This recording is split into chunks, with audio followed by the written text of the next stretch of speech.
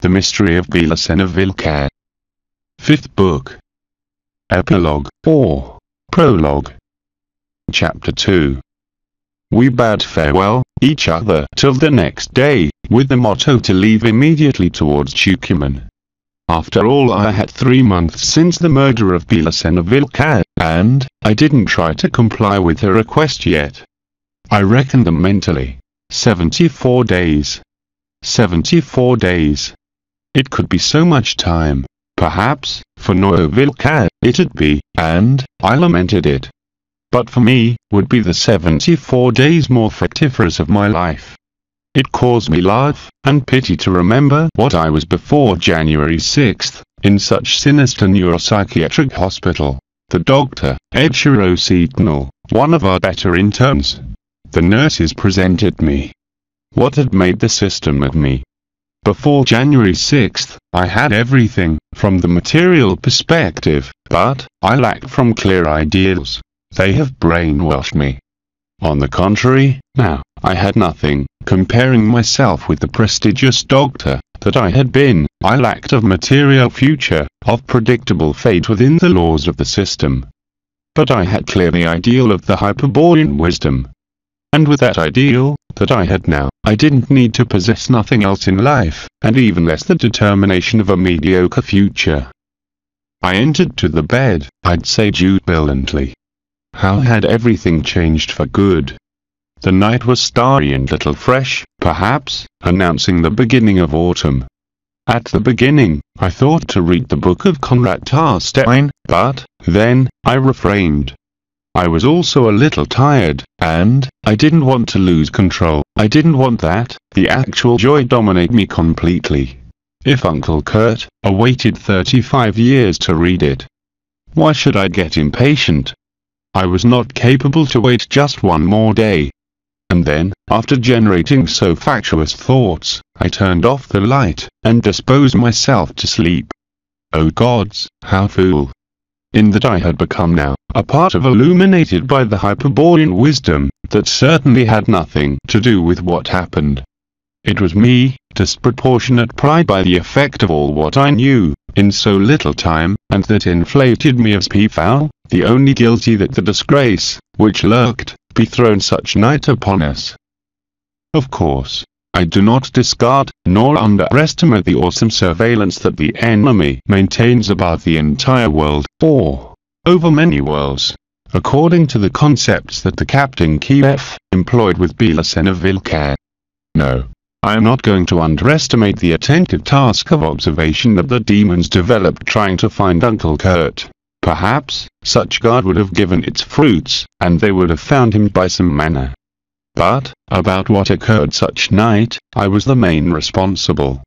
100 times, 1,000 times, it would have been preferable for me, to read the book of Tarstein, as I wished, normally, instead to do what I did. As I said, I turned off the light, and I disposed myself to sleep. I saw the starry sky through the crystals, and I closed my eyes. But, being still very nervous, a part of tired, I decided to go to sleep thinking the Kikos Vadi. And that would be the fatal mistake. Uncle Kurt revealed me the form of the Kikor, and made demonstrations upon the mental dominion that permitted to exert on the dogs Davis. I comprehended then, that the whistle, employed to throw the dogs upon me, when I entered to his property furtively, it was not really an audible sound, it was my unconscious predisposition to capture the symbols of the Kikor, from beyond Kla and Epla, the cause of the perception of the order of Uncle Kurt. The same had happened with the whinings of the Tibetan geckos, that expressed their restrained desire to attack.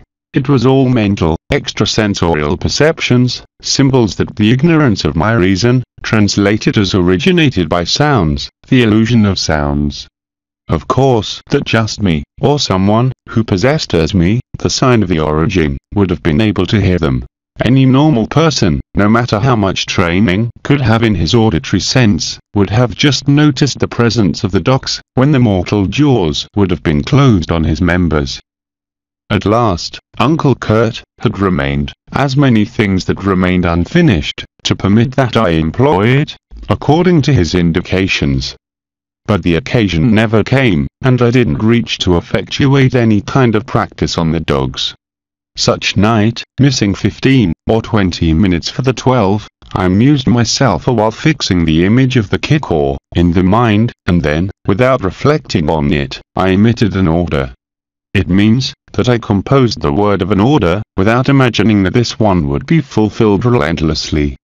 It was a simple directive. Bark, I thought, which in some mode permitted to suppose what would happen. Instantly, the dogs emitted a wolfish howl, heartening, and they started to howl a duet, without stopping.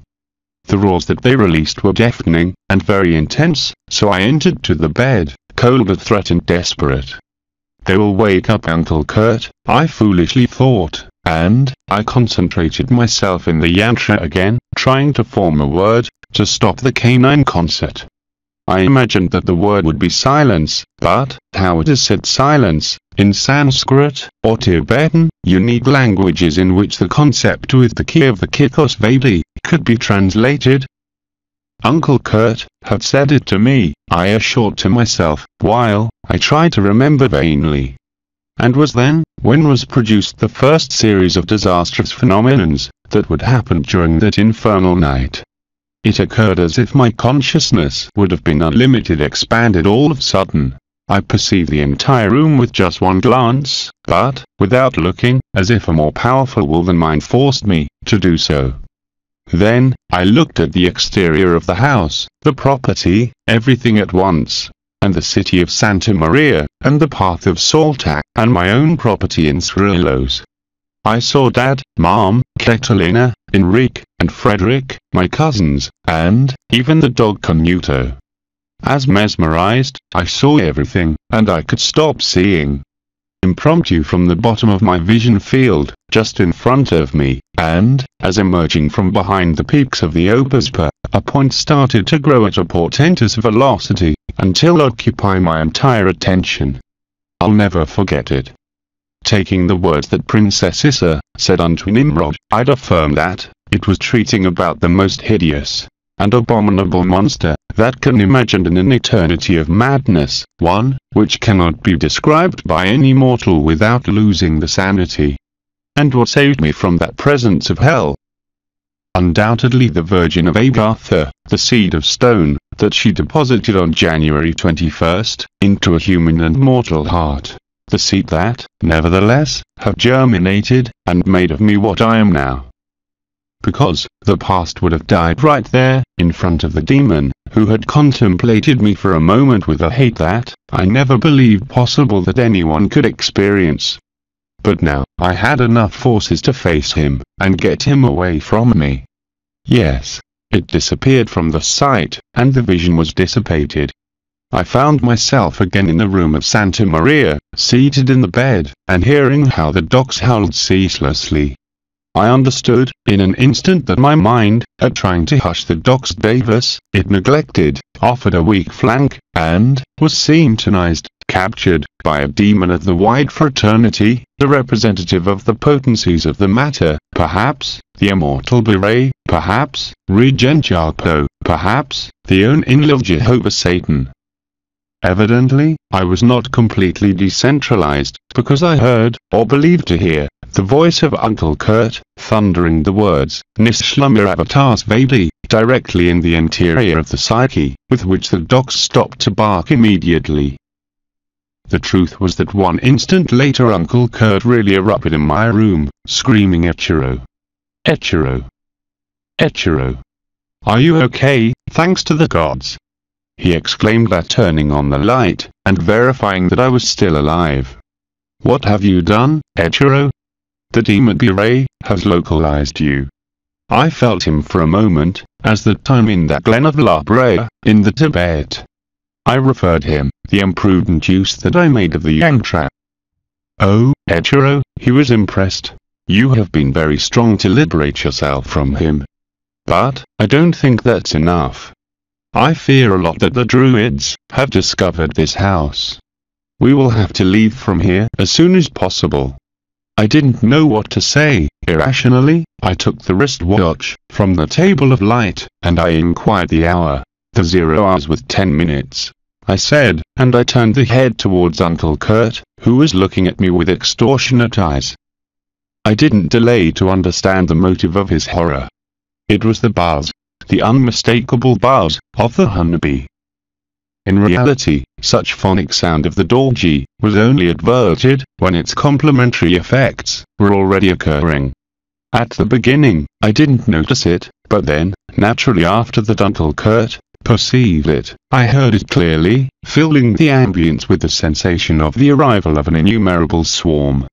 But, at that height it was impossible to react, because the pressure over the hard knot admitted distractions. I left myself to fall backwards, until my head hit the pillow, and I relaxed myself the best I could. Unconsciously, I covered my ears with the hands, but the mortal sound still penetrated, at each instant with more intensity, and the heart, completely out of control, seemed to go out from my chest. And the worst had not come yet. I experienced a growing paralysis in all the body, and I reasoned, at the end of the psychical resistance, that the better mental tactic to fight against the powerful force of the demons would consist in to concentrate the thought in an idea far from the terrible reality of the dorji. To think on another thing, but on what? O gods, how much greedy of ideas can turn a dreamy imagination as mine, in such limited situation, when the animal life is in danger. And, how much more greedy can turn if, as the Hyperborean wisdom assures, the created soul is willing to betray us, due to its substance, is part of the Creator, participant of his archetype, and image and likeness. There, I verified it without doubts. The soul would always betray the spirit, the self, to favor the will of the demons, that belong to the white hierarchy, in which the Creator One splits, and incarcerates. Because, suddenly, came to me a saviour idea at last, was a remembrance of university, my student days, when I assisted to classes of biology. And, I didn't let myself to be carried away by the memory, and it seemed that I liberated myself for a moment from the pressure of the dorji. Yes, the sole owner of the memory and remembrances had finally obeyed the will of the self, and was taking me out from such deadly reality. Was a class of biology, I remembered it perfectly. I was surrounded by tens of classmates. Upon what treated the class? Oh, yes. Physiology of insects. Now, the Professor Jacobo Cañas was entering to the magistral classroom, and started to develop the class theme. The common bee, also classified with the name of Apis mellificae, by Linner, Apis domestica, by Remry, Apis cerifera, by Scopely, Apis gregaria, by Jeffrey, and many other names with which great naturists have designed the same insect. I lacked of forces to go out from the remembrance. Some inside of me, the same that was trying to sink me in the abyss the night of the seism of Saltak, have betrayed me once again. Oh, if I would have ascended for succor up the Virgin of Agartha, as then, if I would have been kidnapped by her divine grace. With security, such rapture of the absolute woman was what the Kalikas called the Klua. The Klua would have converted me, in Ekla, in living Shiva, and the spirit would have been situated beyond the Klua and Ekla. With security, then, that was the real path of salvation to go out from fence of the demons, that I didn't know to find at the first instance, for manifested lack of faith in myself, for the distrust in the fact that my spirit could be really loved by the goddess of the eternal liberation. Instead, I remained in the class of the Professor Jacobo Cañas. The buzz of the Hinobtrons is generally a combination of 3 different tones, generated in different organs. The most intense is the one of the wings, although is of the minor frequency. For a same exemplar of Apis mellificae, varies statistically between an A of 440 cycles per second, and an E of the same octave of 330 cycles per second. The first tone corresponds to the rested bee, at the moment to leave from the hive. The last one, to the tired bee, at the end of its working day. I perceived precisely those tones. I heard the sound of wings, beating clearly. The Hinobtrons were flying towards me. The second tone, that composes the characteristic buzz, is produced by the vibration of the stigmas that guides the air to the pulmonary tracheas. It is commonly treated that if a B of 594 cycles per second, appreciably higher pitch than the one of the wings, but less intense. I was hearing now the buzz of a bee. The buzz of a swarm. The buzz saturated my senses, paralyzed my body, and invaded my mind. The buzz seized from the beats of my heart, and synchronized them with its frequency. The buzz was killing me. The third tone, very weak, proceeds from the movement of the abdominal rings. I'd never end to remember the class of the Professor Jacobocanias. In the paroxysm of the hard crisis, I suffered a sensation of insupportable heat, terrible, as if my body would have been thrown all of a sudden to an incandescent oven. But not. During the instant that the thermic convulsion lasted, I noticed that the fire was not outside, but inside of me, which impregnated my whole body with an inflamed liquid, which was decomposed in sizzling gases. And such liquid that was burning, was my blood. 1 instant lasted the calorific impulse, which shot at me, at the rhythm of the Aperian buzz, but I, naturally, believed to die. As a last agonic vision, I contemplated the countenance of Mom, Catalina, of my cousins, and many other unknown relatives until then, but whose kinship was clear. But all the other countenances were similar to each other, not in virtue of their genetic likeness, but for the common expression that they manifested, probably identical to one that I had in that instant. All were agonic countenances, countenances of human beings, that were dying in the midst of a great sorrow. Their expressions reproduced the expression of the death. And then, all ended.